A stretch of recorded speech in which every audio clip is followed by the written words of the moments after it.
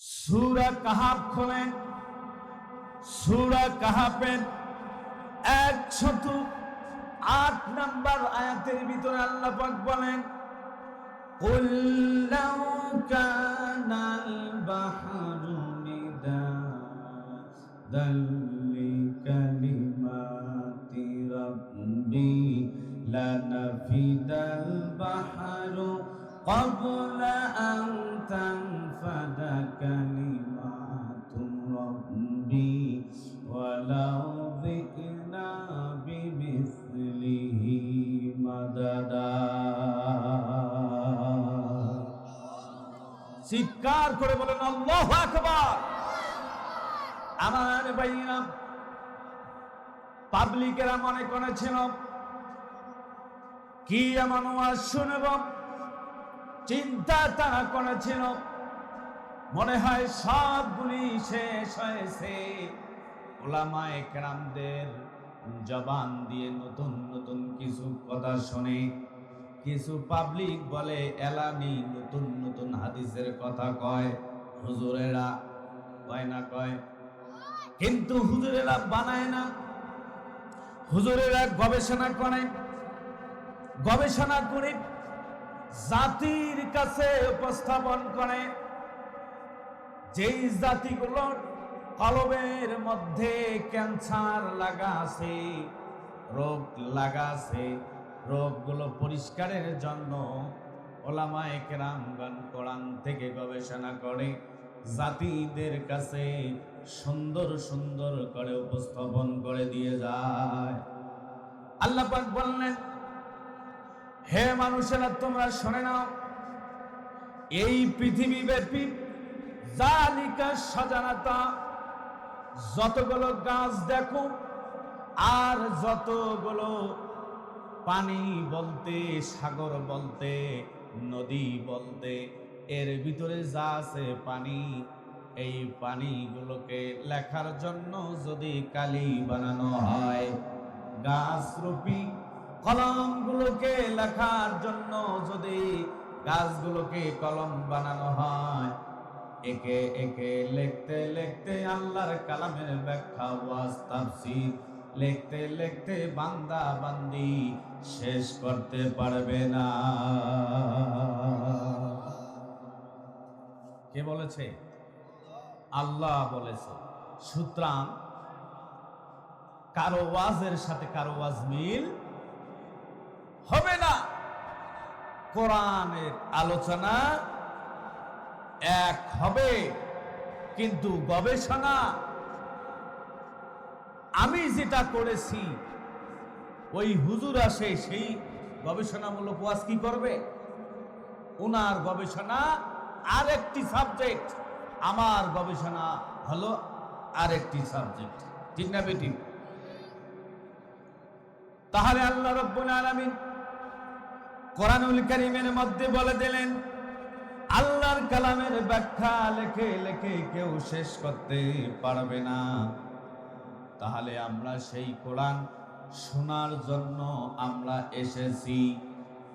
আসতে পেরে আমরা বেজার হয়েছি না খুশি হয়েছি?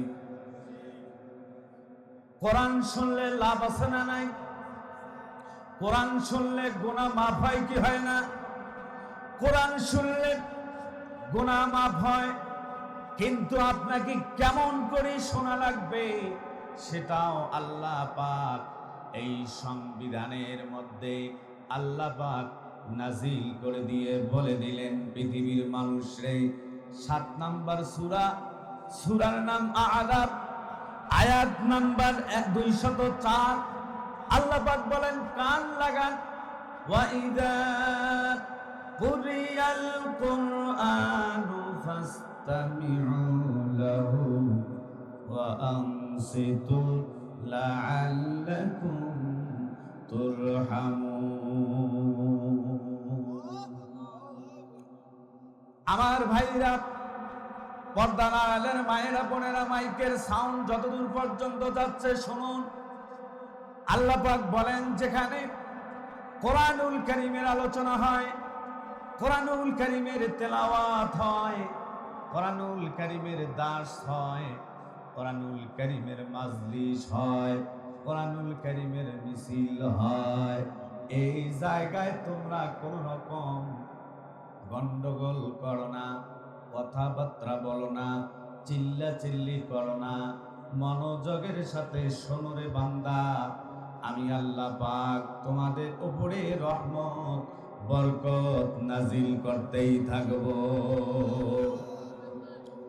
আমার ভাইরা, সকাল বেলায় যারা ফজরের নামাজ পড়েন আলহামদুলিল্লাহ, যারা ফজরের নামাজ পড়েন না নাউজুবিল্লাহ পড়বেন।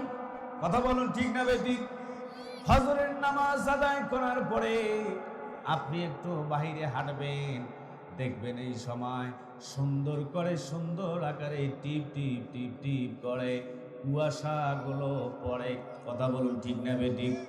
মিষ্টি মিষ্টি মিষ্টি মিষ্টি আকারে সুন্দর করে কুয়াশাগুলো পড়তেছে।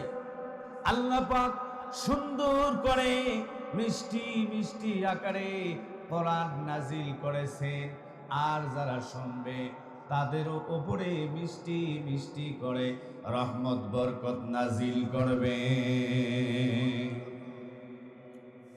তাহলে কোরআন শুনলে লাভ আছে না নাই? লাভ আছে না? গুনাহ মাফ আছে। তাফসীরের হাওলার মধ্যে পাওয়া যায় সাইটে, এই আয়াতের পরিপ্রেক্ষিতে মাদ্রাসার সর্বোচ্চ ডিগ্রি কামিল ক্লাস দাওরায়ে হাদিস কামিল ক্লাসের মধ্যে হাদিস শরীফের ব্যাখ্যার মধ্যে পাইলাম, বান্দা বান্দি যদি do not chatter, do not talk, do not backside, এদিক সেদিক না তাকায়, কথাবার্তা বলে না, চিল্লাচিল্লি করে না, হট্টগোল করে না, মনোযোগ দিয়ে শুনে, স্যাররা যেমন বলে listen to me, oh student, my dear student, আমার ছাত্ররা লিসেন টু মি, মনোযোগ দিয়ে শোনো। মনোযোগ দিয়ে শুনলে ছাত্রদের পড়াটা সহজে হয়ে যায়। কথা বলুন ঠিক না বেঠিক? আল্লাহ রাব্বুল আলামিন বলেন ফাস্তামিউ, মনোযোগ দিয়ে শোনো। মনোযোগ দিয়ে শুনলে রহমত বরকত হবেই হবে। জীবনের অতীতের সব গুনাহগুলো আল্লাহ রাব্বুল আলামিন কোরআন শোনার কারণে মাফ করে দিয়ে দিবে। শুধু কি তাই? জীবনের গুনাহ তো মাফ করে দিবেন, 2 নাম্বারটা হলো বান্দার রিজিকের যদি কমতি থাকে, আল্লাহ পাক যেটা রিজিক দিয়েছেন এর চেয়ে কমতি হবে না, বেশিও হবে না, কিন্তু নিজের আমলের কারণে আল্লাহ পাক রিজিক বৃদ্ধি করে দিবেন। কোরআন শুনলে আল্লাহ পাক রিজিক বৃদ্ধি করার ব্যবস্থা করে দিবেন। সুবহানাল্লাহ বলেন। আমার ভাইরা, শুধু কি তাই?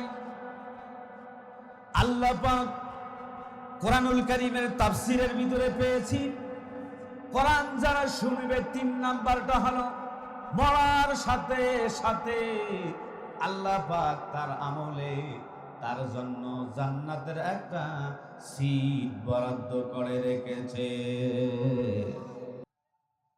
যেই কোরআন দিয়ে নামাজ আদায় করি, সেই কোরআন দিয়ে জীবনের প্রত্যেকটা শাখায় উপশাখায় ব্যবহার করার কথা আছে না নাই?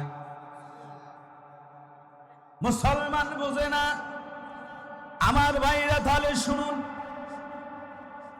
কোরআন শুনলে যদি এত কিছু হয়, অনেকেই আবার এটাকে সন্দেহ করে নেয়। হয় কি হয় না? কোরআন শুনলে বরকত হয় কি হয় না? এটা মনে হয় হুজুরের বানা কথা। কয় না কয়? মনে হয় হুজুরের বানায়া বানায়া কয়, বানায়া বানায়া নয়।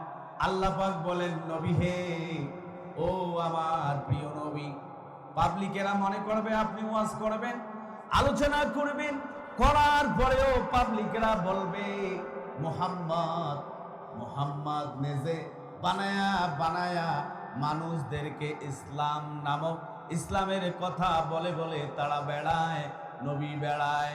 আল্লাহ পাক সেইটাও কোরআনুল কারীমের মধ্যে সূরা বাকারা 3 নাম্বার সূরা বাকারা, নাম হলো বাকারা, আয়াত নাম্বার 22 আল্লাহ পাক বলেন, নোট করেন, আল্লাহ পাক বলেন ওয়া ইন কুনতুম ফি রাইবিম মিম্মা নাযালনা আলা আবদিনা ফাআতু বিসূরাতিন মিন মিসলিহি। জোরে কোন আল্লাহু আকবার। আল্লাহ পাক বলেন, যারা আমার কোরআনের কথাগুলোকে বিশ্বাস করেন না, কোরআনের দাহক বাহকরা কোরআনের প্রচার করবে, তারা তাদের জবান দিয়ে আমি আল্লাহর কোরআনের দাওয়াতগুলো দেবে, ওয়াজ করবে, তাফসীর করবে, ব্যাখ্যা করবে। কোন পাবলিক যদি এটা বিশ্বাস না করো তাহলে তো তুমি কাফের হয়ে যাবে। ও বান্দা শুনে নাও, ও বান্দি শুনে নাও। তাহলে অনুরূপ কোরআনের মতো কোরআনুল কারীমের অনেকগুলি সূরা আছে, ৬৬৬৬টা আয়াত মতান্তরে আছে। আমার ভাইরা, ওই রকম একটা আয়াত এনে দাও, নাকি ওরকম একটা আয়াত বানায়া দাও, পাইবে? আরবের কবিগুলোকে ডাকানো হয়েছে। মুহাম্মদ বলে কি আমরা নাকি এরকম কোরআনুল কারীমের আয়াত বানাইতে পারবো না। সমস্ত কবিগুলোকে কাফেরেরা ডাক দিয়েছে, ও জাহাপনা আমার ওস্তাদেরা কবিগণ আসেন, কোরআনুল কারীমের মধ্যে যেই রকম এই যে পড়াগুলো আছে, আয়াতগুলো আছে, আমাদেরকে বানায়া দেন, আমরা মুহাম্মদকে ঠগায়া দিব, আমরা জিতব। এইরকম তারা কৌশল করেছিল। সমস্ত কবিগুলো এসে যে যার মেধা দিয়ে বানা তৈরি করলো, কিন্তু কোরআনুল কারীমের আয়াতের মতো একটা আয়াত বানাইতে পারলো না। দেখুন, আপনি কোরআন পড়েন, সূরা রহমান খুলেন, আর রহমান আল্লামাল কুরআন খালাকাল ইনসান আল্লামাহুল বায়ান আশ-শামসু ওয়াল কমারু বিহুসবান। আল্লাহু আকবার বলেন। প্রত্যেকটা আয়াতের শেষে নুন আছে, দন্তন্য, ঠিক না বেঠিক? নুন প্রত্যেকটা আয়াতে, কি সুন্দর মিল। আলহামদুলিল্লাহি রাব্বিল আলামিন আর রহমানির রহিম। কি সুন্দর মিল। আমার ভাইরা, কবিগুলো স্যালেন্ডার হলো, কিন্তু তাদের আদর্শ হলো এত কিছু নজির দেখার পরেও, এত কিছু সত্য উপস্থাপন করার পরেও তারা সকলেই তারপরেও মুহাম্মদ নবীকে জাদুকর বলে। কথাগণ ঠিক না বেঠিক? ওই যে কলব তাদের নাপাক, তারা কোরআন মানবে না, তারা ইসলাম মানবে না, পরিপূর্ণ দিন মানতে চাবে না। একটা জায়গায় মানবে আর একটা জায়গায় মানতে চাইবে না, এমন পাবলিক মুসলমান আছে না নাই? চোখের সামনে টক টকা দেখা যাচ্ছে। বলে দিলে হুজুর খারাপ, বলে দিলে হুজুর খারাপ বলা যাবার না, কারণ দেশের অবস্থা খুব খারাপ। কতক্ষণ দেশের অবস্থা খুব খারাপ। আমার ভাইরা, সেই দিকে যাওয়া যাবে না। শুধু বুঝবেন, কোরআন শোনার জন্য যেহেতু এসেছি, আল্লাহ পাক তারপরে বললেন فَإِن لَّمْ تَفْعَلُوا وَلَن تَفْعَلُوا فَاتَّقُوا النَّارَ الَّتِي وَقُودُهَا النَّاسُ وَالْحِجَارَةُ أُعِدَّتْ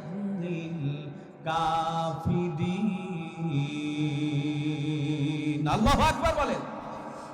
আমার ভাইরা, আল্লাহ পাক এবার বললেন, ও কাফেরেরা, তোমরা যারা কোরআন বিশ্বাস করো না, এখন মুসলমানদের ঘরে মুসলমানেরাই কোরআন মানতে চায় না। কথা কন ঠিক না বেঠিক? এদের জন্য আল্লাহ পাক সুসংবাদ দিলেন। কি সুসংবাদ দিলেন? রেডি থাকো, জাহান্নামে জাহান্নামে মানুষগুলো কি পোড়াবার জন্যে, আগুনে পোড়াবার জন্যে কিছু খড়ির শর্ট পড়বে, ইন্ধনের শর্ট পড়বে, খড়ির। আমার ভাইরা, পরকালে জাহান্নামী মানুষগুলোকে পোড়াবার জন্য, ছাই বানিয়ে দেওয়ার জন্য ধাউ ধাউ করে আগুন জ্বলতেছে।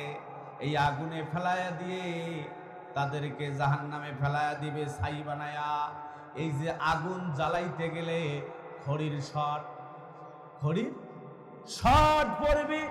আল্লাহ পাক ব্যবস্থা করে রেখেছেন, যারা কোরআনের কিছু মানে আর কিছু মানে না, তাফসীরের মধ্যে পাওয়া যায়। আমার ভাইরা মনোযোগ দেন, সুন্দর করে মনোযোগ দেন, আলোচনাটা বাড়িতে নিয়ে যান, আমল করার চেষ্টা করেন, আল্লাহ পাক কপালটা খুলে দেবে। চিৎকার করে বলেন সুবহানাল্লাহ। আমার ভাইরা, জাহান্নামী লোকগুলোর খড়ির শর্ট পড়বে। এই খড়ি পাইবে কোথায়?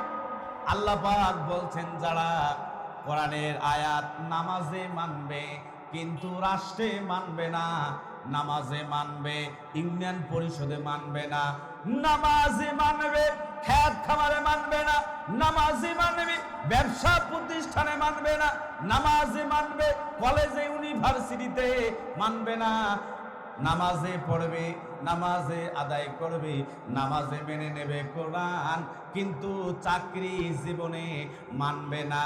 এদেরকে জাহান্নামী লোকগুলোকে পোড়াবার জন্য এদেরকে খড়ি বানানো হবে। খড়ি কি বানানো হবে? খড়ি বানানো হবে। রাত 10:30 বাজলেই আমার আলোচনা শেষ হয়ে যাবে ইনশাআল্লাহ। আল্লাহ পাক আলোচনাগুলো দেওয়া শুরু করলেন, দোয়া করতে থাকেন আমিন। আমার ভাইরা, আল্লাহ পাক এই সমস্ত মানুষগুলোকে খড়ি বানাবে, আর কিছু পাথরকে খড়ি বানানো হবে। এই দুইটা মেলে দুইটা খড়ি হলো জাহান্নামী লোকগুলোকে, যারা একেবারে মানে নাই, তাদেরকে এই যে কোরআন হাফ মানছে, পুরোপুরি মানে নাই, এদেরকে খড়ি আর পাথর দুইটা মেলে খড়ি বানাইয়া, যারা একেবারে মানে নাই তাদেরকে পুড়াইয়া ছাই বানায়া দিবে। তাহলে কোরআন পুরোপুরি মানার দরকার আছে না নাই? আছে না নাই? এই কোরআন আল্লাহ পাক নাজিল করলেন কার উপর? কথা বলুন। এই কোরআন নাজিল করেছেন আল্লাহ পাক কার উপর? আপনার আমার প্রিয় নবীজির উপর নাজিল করেছেন। এই কোরআন দামি কোরআন, যার উপর নাজিল করেছেন তিনিও দামি। কথা বলেন ঠিক না ভাই? ঠিক। সেই নবীর উম্মত আমরাও দামি নাকি কম দামি? আমরাও দামি, কিন্তু মাঝে মাঝে কম দামি হইয়া যাই। কথা বলেন ঠিক না ভাই? ঠিক। আমার ভাইরা, এই কোরআন পৃথিবীর জমিনে আল্লাহ পাক বিভিন্ন ভাবে বিভিন্ন সময় কোরআন আল্লাহ পাক নাজিল করার চেষ্টা করে। আল্লাহ পাক চেষ্টা করতো, আল্লাহ পাক শেষ সময় পাহাড়কে বললেন পাহাড় রে। আল্লাহ পাক শেষ সময় পাহাড়কে বললেন পাহাড় রে, আমি তোমার উপর কোরআন নাজিল করতে চাই, তুমি কোরআন রিসিভ করবা, আমি তোমার উপর কোরআন নাজিল করব। কিন্তু পাহাড় বলছে, আল্লাহ আমি বিদীর্ণ হয়ে যাব, আমি চূর্ণ বিচূর্ণ হয়ে যাব, আমি পাহাড় সহ্য করতে পারবো না। শেষ সময় আল্লাহ পাক কোরআন নাজিল করে দিলেন। আপনার আমার নবীর উপর চিৎকার করে বলেন সুবহানাল্লাহ। কোরআন আপনার আমার নবীর উপর নাজিল করলেন। আল্লাহ পাক বললেন, সূরা মাইদা খোলেন, আল্লাহ পাক বলেন, قد جاءكم من الله نور وكتاب مبين। চিৎকার করে বলেন আল্লাহু আকবার। আল্লাহ পাক বললেন পৃথিবীর মানুষরা শোনো, কানটা ফাঁকা করে শোনো, মনোযোগ দিয়ে শোনো। আমি আল্লাহ পাক এই দুনিয়ার জমিনে কোরআন নামক দৌলত, অকট্ট দলিল, এই দলিলের মধ্যে কোনো ভেজাল নাই, দলিল নামক কোরআন আমি আমার প্রিয় নবীজিকে আল্লাহ পাক এখানে বললেন তিনি হলেন নূর। আল্লাহু আকবার বলেন, তিনি হলেন নূর। তিনি হলেন কি? নূর। আর উলামায়ে কেরামগণ ব্যাখ্যা করে, যার বেলে যত বড় হুজুর, যার যত পাঞ্জাবি বড়, তার বেলে তত ভেজাল। মানুষগুলো কয় না কয় হুজুর পাঞ্জাবির দাম বাড়াইছেন, পাঞ্জাবির দাম বাড়াইছেন না। কিছু কিছু পাবলিকের মধ্যে কিছু উলামায়ে কেরাম আছে, এরা যখন যার তখন তার, যখন যার তখন তার। ওলামায়ে সু মানে সরকার দলীয় ওলামায়ে কেরাম, এই যে শুধু এইটার জন্যে, এটার জন্যে আপনি আমি বলতে পারি ওরা না হুজুর, ওরা না আলেম, এত কিছু জানার পরে এইটার জন্য পাগল হয়ে গেল। এ ভাই, আল্লাহ পাক আসমান থেকে দুজন সম্মানিত ফেরেশতা পাঠিয়ে দিয়েছিলেন, সম্মানিত ফেরেশতা পাঠিয়ে দিয়েছিলেন। ফেরেশতা দুজনের নাম হলো হারুত আর মারুত। হারুত আর মারুত সম্মানিত ফেরেশতা। ওদের পাপ আছে? ওদের পাপ নাই, পাপ মুক্ত।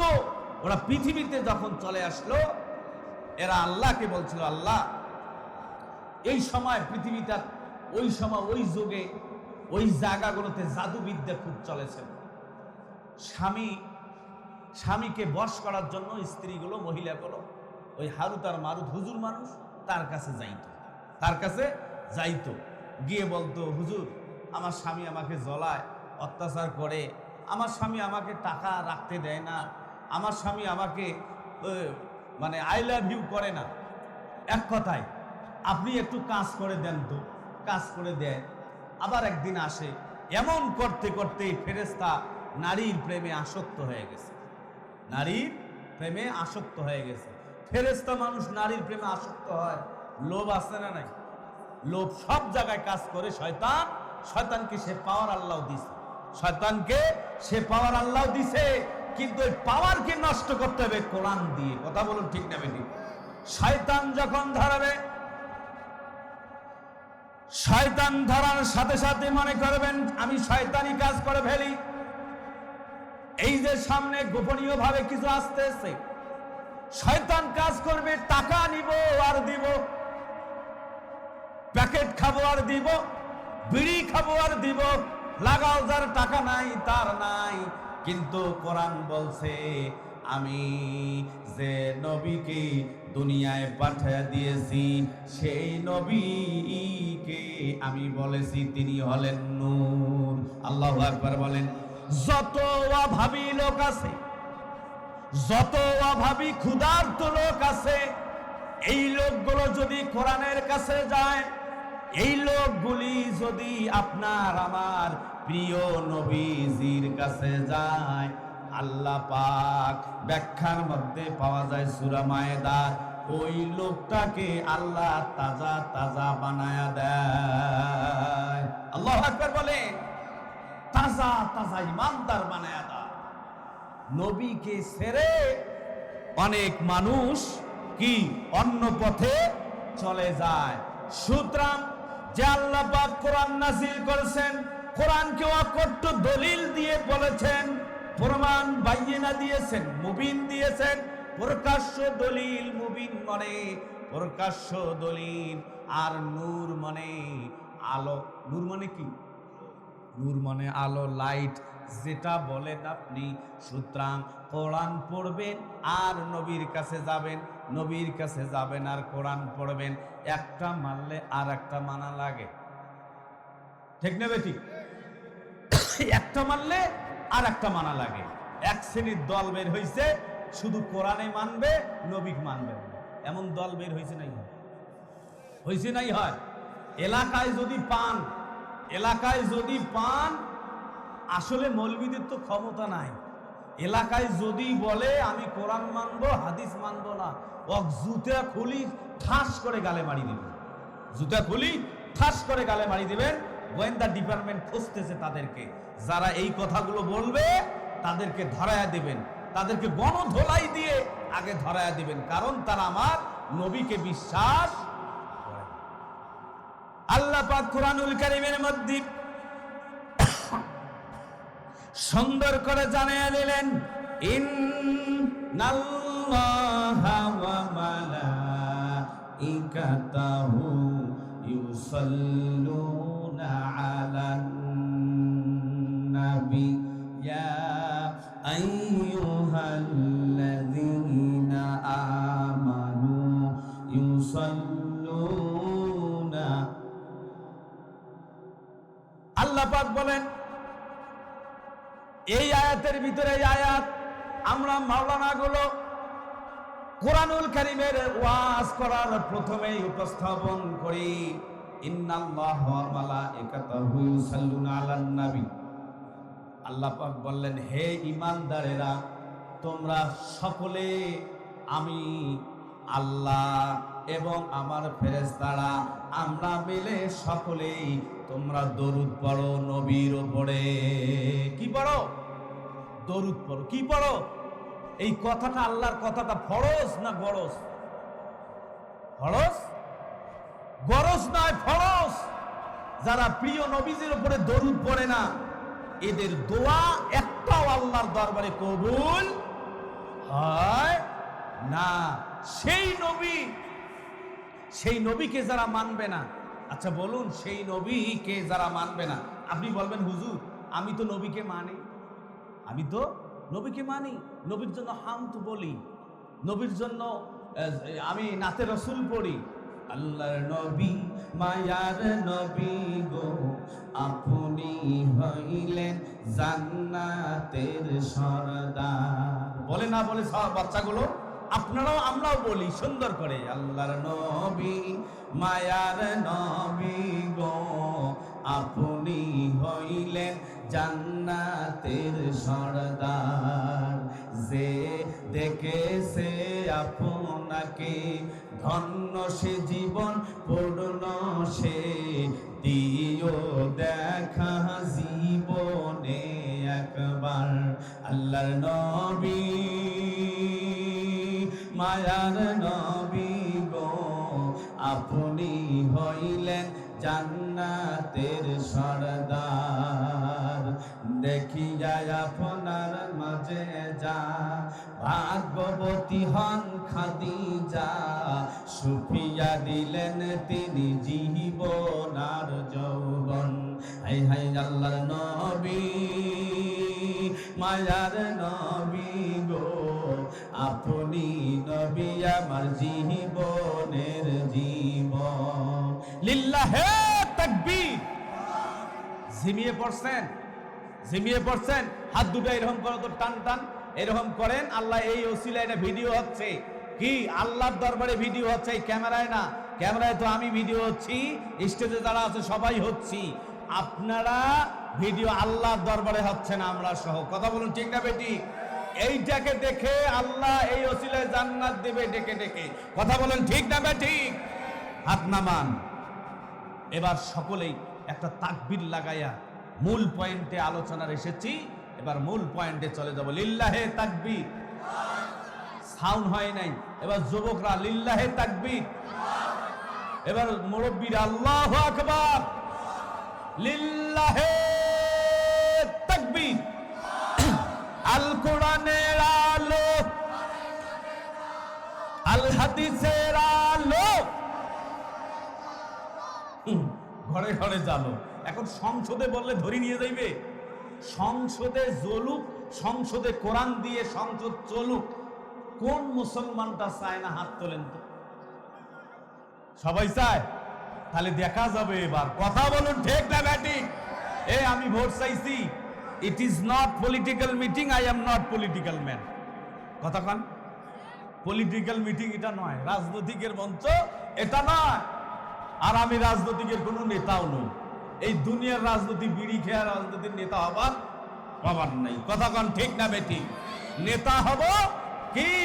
নেতা হব, ইমাম হয়েছি ওইটাই নেতা। কথা কান ঠিক না বেটি? ইমাম তো কথা বলবে কোরআন থেকে, আর এক শ্রেণীর কিছু লোক নাও শুনতে পারে, কোনো সমস্যা নাই। কথা কান ঠিক না বেটি? আমার ভাইরা, বিশ্ব নবীজির উপর কোরআন নাজিল করলেন, এই নবীকে মানা লাগবে। নবীর উপর দরুদ পড়লে এই দরুদটা নামাজে পড়তে হবে, এই দরুদটা জীবনের প্রতিটা ক্ষেত্রে পড়া লাগবে কি লাগবে না?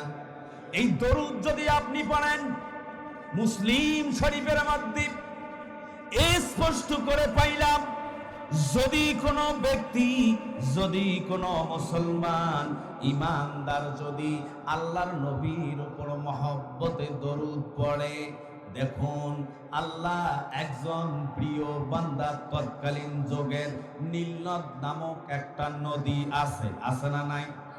নামটা শুনেছেন? যারা শোনেন নাই, নীলনদ নামক একটা নদী, এই নদী পথ দিয়ে নদী পার হবে স্টিমারে অথবা নৌকায় চড়ে। নৌকায় বা স্টিমারে অনেকগুলো পাবলিক ওঠে। আমিও যেমন মহিপুরের ব্রিজ যখন হয় নাই, নৌকায় ওঠে পারাপার হয়েছি। নৌকার উপরে যারা ওঠে শুধু বলে লা ইলাহা ইল্লা আনতা সুবহানাকা ইন্নী কুনতু মিনাজ জালিমিন। দোয়া কেউ পড়তে থাকে, কেউ দরুদ পড়তে থাকে। ওই রকম একজন আল্লাহর প্রিয় বান্দা নীল নদের উপর যখন নৌকাতে বা স্টিমারের উপরে আল্লাহর বান্দা গুনগুন গুনগুন করে নবীর উপর দরুদ শরীফ পড়তেছে, চিৎকার করে বলেন আল্লাহু আকবার। আমার ভাইরা, যতদূর পর্যন্ত স্টিমার যায়, ওই পারে যাওয়ার জন্য যায়, ততদূর পর্যন্ত স্টিমারের ভিতরে কে বা কারা কে যেন দরুদ পড়ে। পাবলিকেরাও তার সাথে দোলনা লাগায়। এই দরুদ পড়ার শব্দটা সমুদ্রের মাছের কানের ভিতরে গিয়ে ঠাস করে লাগা শুরু করছে। দরুদ শরীফের ফজিলাত ওই জায়গায় ঢোকেছে মাছের কানে। মাছ সমুদ্র থেকে সকলেই প্রতিযোগিতামূলক মাছগুলো ওঠে এসে নৌকা অথবা স্টিমারটা যতদূর পর্যন্ত যায়, চতুর সাইডে মাছগুলো কাতারবদ্ধ হইয়া স্টিমারের সাথে সাথে ততদূর পর্যন্ত যায়। নাবিক যতদূর পর্যন্ত নিয়ে যায় স্টিমারকে, ততদূর পর্যন্ত মাছগুলো যায়। নদীর একদম চরে গিয়ে যখন মানুষগুলোকে নামায়া দিল, সব মানুষগুলো দেখলো নৌকার কাছে অথবা স্টিমারের চতুর সাইডে অনেকগুলি মাছ আর ওই জায়গায় থাকতেছে না, সবাই লাফ দিয়ে দিয়ে সমুদ্রে চলে যায়। আল্লাহু আকবার বলে। ব্যাপারটা হলো সেই দিন নৌকা চলে গেল।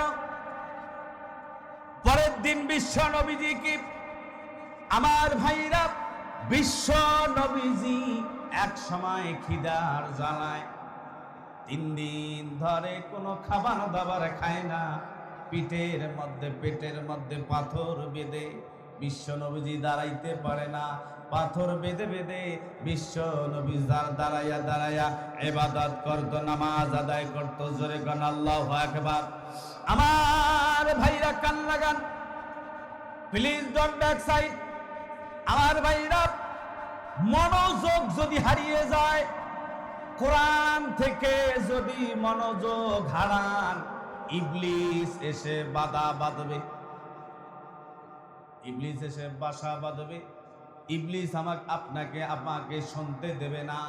আমার ভাইরা, মনটা একদম লিসেন টু মি, এদিক সেদিক আর তাকাতাকি করবেন না। বিশ্ব নবীজি কি ওই সময় 2 জন সাহাবী কিতাবের মধ্যে পাওয়া যায়, 2 জনের একজন বিশ্ব নবীজিকে দাওয়াত করলেন, হুজুর, ইয়া রাসূলুল্লাহ, ইয়া হাবিবাল্লাহ, আমার পরিবারে আপনার দাওয়াত রইল। আপনারা যেমন হুজুরদেরকে দাওয়াত দেন, দাওয়াত খাওয়ান না?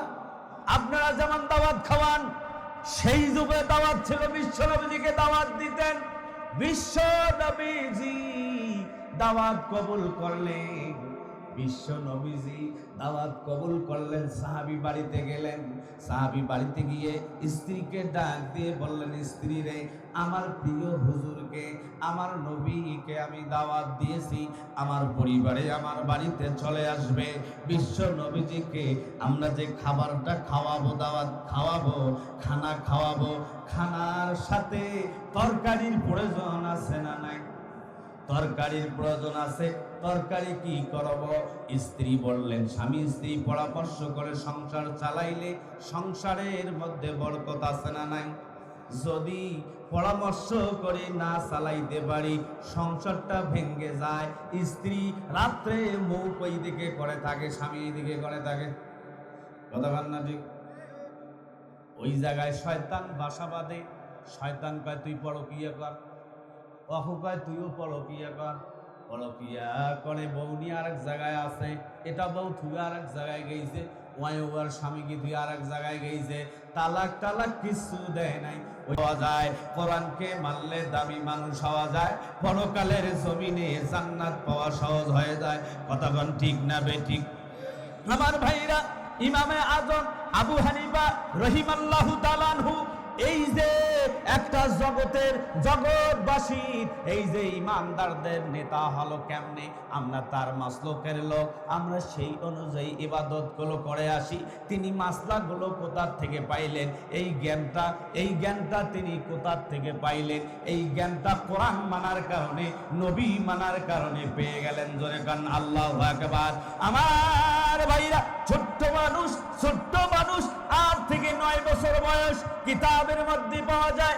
আমার ভাইরা, মাদ্রাসায় পড়ে তখন এই বাচ্চাটার কি এমন মেধা, সে বা মাদ্রাসা থেকে বের হলো। বের হয়ে দেখে সামনে তার ওস্তাদদেরকে ইহুদি পাদ্রী ব্যক্তিরা তাদেরকে ধরে ফেলেছে। তার মানে চতুর সাইডে তারা দাঁড়িয়ে, হুজুরেরা মাঝে, ওরা চতুর সাইডে দাঁড়িয়ে হুজুরদেরকে বলে, ও হুজুরেরা, আপনারা যে কোরআনের কথা বলেন, যে নবীর কথা বলেন, যদি এই কোরআন যদি সত্য হয়, নবী যদি সত্য হয়, তাহলে তো এই পৃথিবীটা সত্য।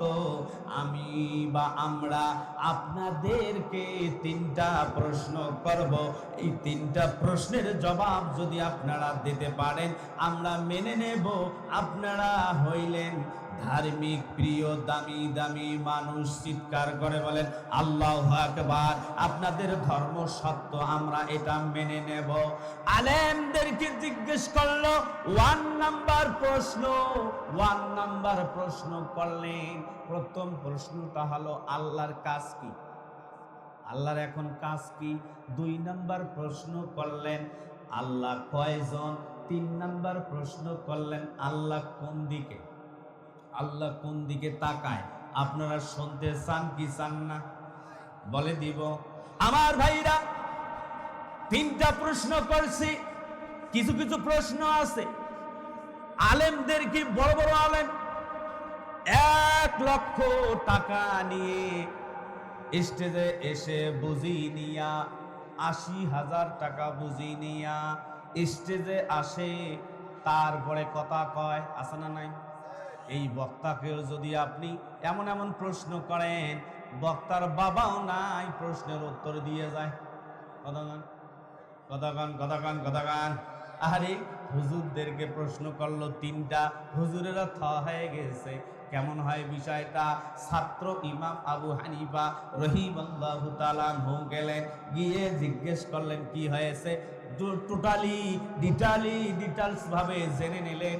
ইহুদি বেটাদেরকে বললেন, এই ছোট্ট মানুষ বললেন, আমার ওস্তাদ ক্যাপাসিটি করে বুদ্ধি নিয়া ওস্তাদকে জিতাবার জন্যে।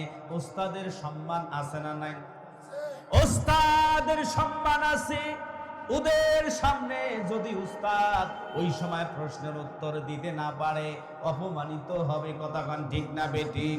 উনি গিয়ে বললেন, ইমামে আজম আবু হানিফা বললেন, যে 3টা প্রশ্ন আপনারা করেছেন, এই 3টা প্রশ্নের উত্তর তো দেওয়া সাধারণ ব্যাপার।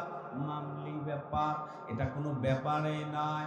এই প্রশ্ন তিনটা উত্তর হুজুরকে দেওয়া লাগবে না, এই তিনটা প্রশ্নের উত্তর আমি শিশু ইমাম আবু হানিফা আমি নিজেই দিয়ে দেব। চিৎকার করে করে বলেন সুবহানাল্লাহ।